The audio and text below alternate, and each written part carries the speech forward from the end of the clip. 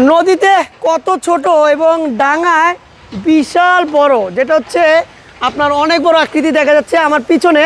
মালবাহী জাহাজ, এই মালবাহী জাহাজগুলো নদী সমুদ্রতে কিভাবে স্থির করে রাখা হয় এক জায়গায়, সেটি হচ্ছে এই নোঙরের সাহায্যে।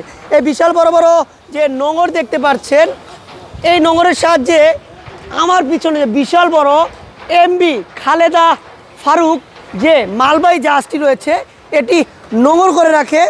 এই নোঙরের সাহায্যে আপনার স্থির করে রাখা হয় বিশাল বড় বড় জাহাজ, তারপর হচ্ছে লঞ্চ, স্টিমার, এই নোঙরের সাহায্যে স্থির করে রাখা। আর এই নোঙরগুলো হচ্ছে বিক্রি হয়ে থাকে হচ্ছে আমাদের ঢাকার কেরানীগঞ্জের আপনার জিঞ্জিরাতে।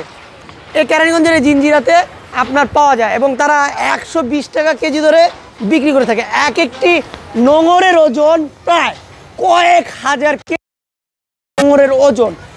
এই নোঙর কিন্তু বাংলাদেশি না, এই নোঙরগুলো হচ্ছে সাধারণত আনা হচ্ছে বাংলাদেশের বাইরে থেকে, মানে বিদেশ থেকে আমদানি করা হয়, মানে বিক্রি করা হচ্ছে এই কেরানীগঞ্জে। আর বিশাল বড় জাহাজ যে আমার পিছনে যে সামুদ্রিক আপনার যাত্রীবাহী জাহাজ দেখতে পাচ্ছেন, এলসিডি কাজল, এলসিডি কাজলও এবং খালেদা ফারুক এবং প্রত্যেকটি বালুর জাহাজ, এগুলো এই নোঙরের সাহায্যে আপনার স্থির করে রাখে মাঝ নদীতে এবং সমুদ্রে।